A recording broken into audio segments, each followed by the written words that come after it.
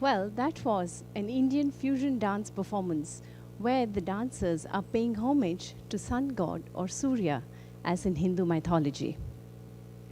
Now, one of the things the dancers there are representing is the grand chariot of the sun god that's drawn by the 7 horses. Now, the number 7 has a lot of significance in different cultures across the world. It could represent the 7 colors of the rainbow, or the 7 days of the week, or the 7 musical notes.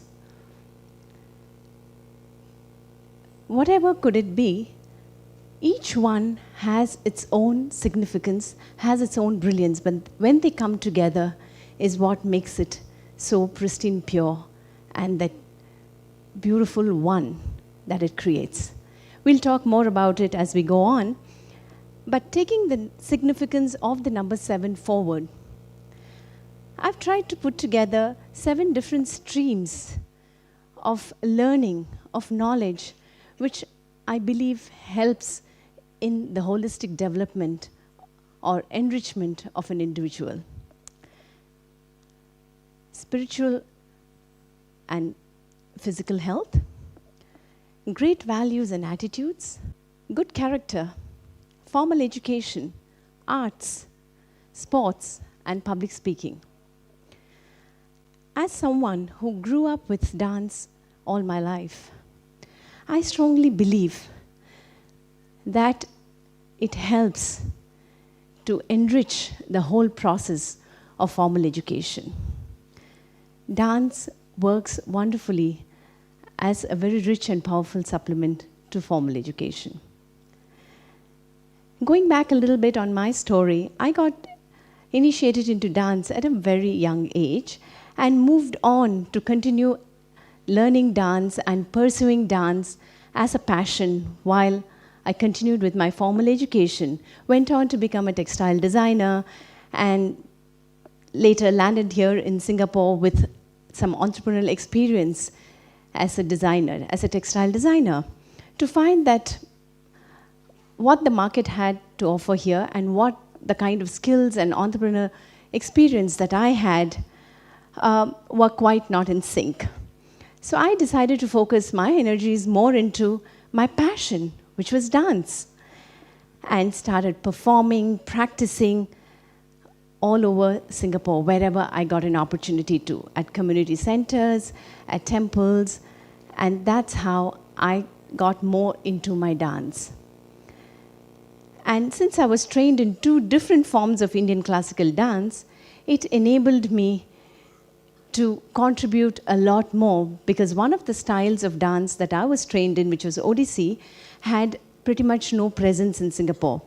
So therefore, this change in circumstance, this change in a lifestyle, enabled me to take my passion, which was dance, more seriously and make that into my primary profession or my primary career path, thereby giving me the opportunity to make a difference, contribute effectively to the community I belong to, and also enrich the cultural base by expanding the portfolio of choices available here for art lovers.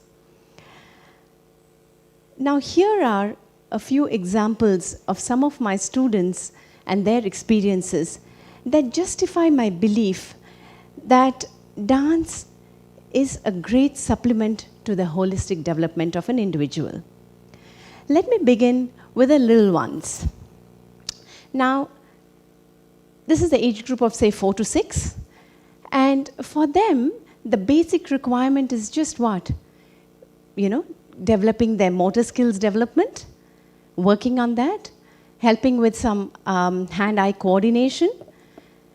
And these children, while they enjoy coming for these classes, have improved tremendously in these skills. And then we have some of these differently abled children who need help in these areas of motor skill development, and also with their mind listening to their body and the hands and legs being able to move. See, one of the unique factors of Indian classical dance is that there is not just the use of different limbs and body movements, there are different uses of each one of the joints in our fingers, thereby having to do different kind of hand gestures to signify different meanings. And these kind of movements have helped these kids with the motor skill development. And for the differently abled, it has given that acceptance that when they come together with the other children, their self-confidence has gone up, their self-image has improved. Here is a little clipping of one of their performances that I would like you to watch to see these budding artists. For all you know, they might be one of those who are following their passion 20 years from now and up here on stage to talk to you.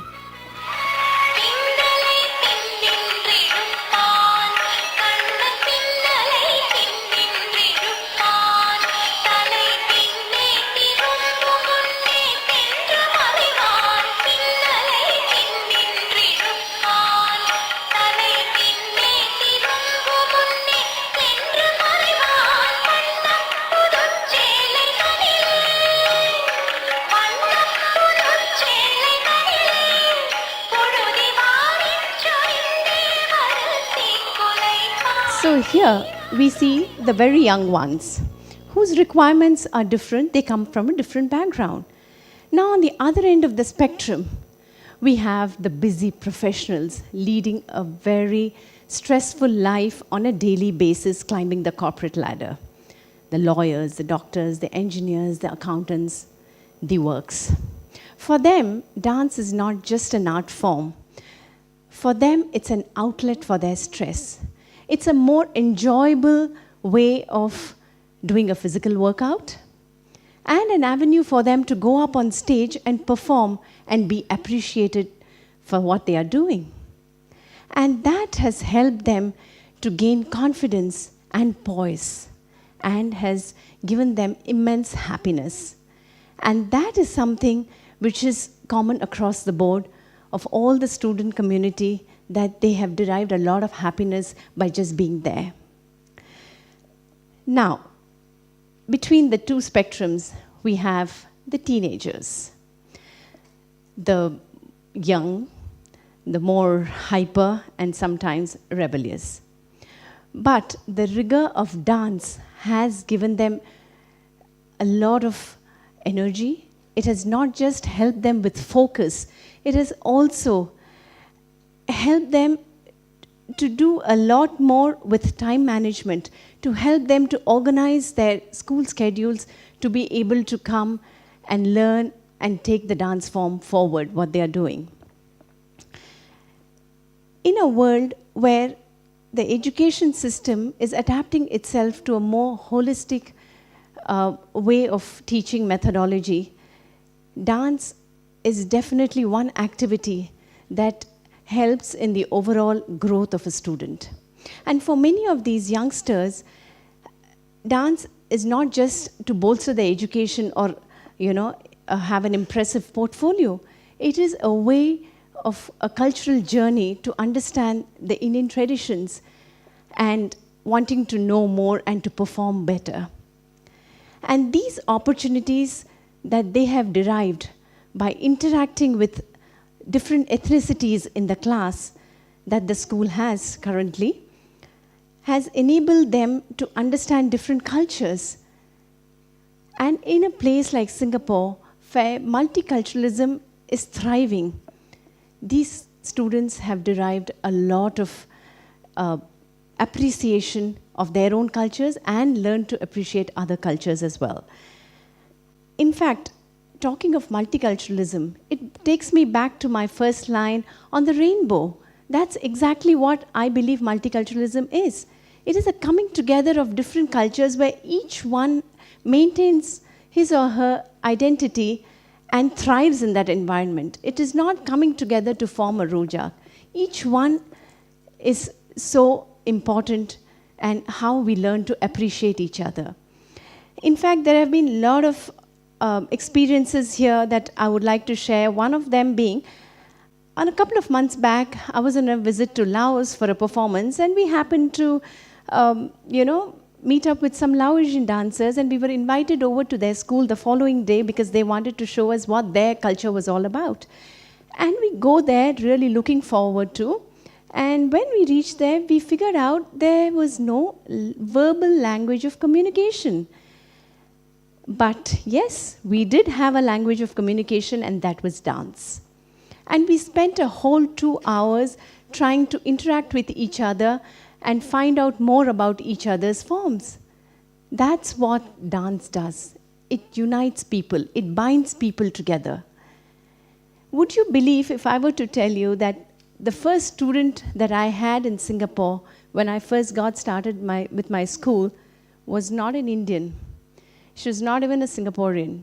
She was a Japanese girl who used to come down from Tokyo every couple of months just to get training in Indian dance from me. That is what we see through dance. I've been a visiting faculty at the Nanyang Academy of Fine Arts for several years, and majority of my students there are from mainland China who speak little or no English. And we have always communicated through the language of dance, through expressions, through movements. So much so that many of these have gotten so inspired and they have taken to Indian dance a lot more seriously, and they perform regularly with me. In fact, their next goal or their dream is to go with me, travel with me to India to go there and perform. They've been really after me for that. Here is a short clipping of one of their performances that they did recently. 2 of them are from mainland China, and 1 is a Chinese from Indonesia.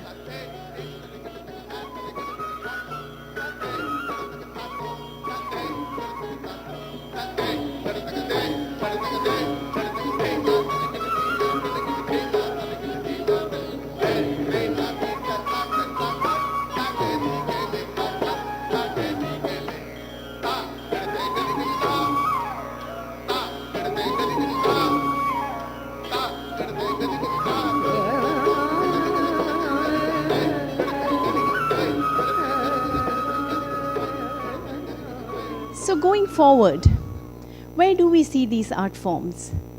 We have to make them more adaptable to the youth of today.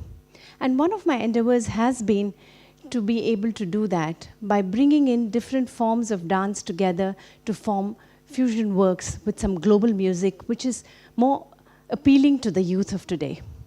In fact, the dance that you saw right in the beginning was one such performance, which was specially choreographed for a leading junior college here in Singapore. One of the other things has been to give a platform for some of these dancers to be able to perform.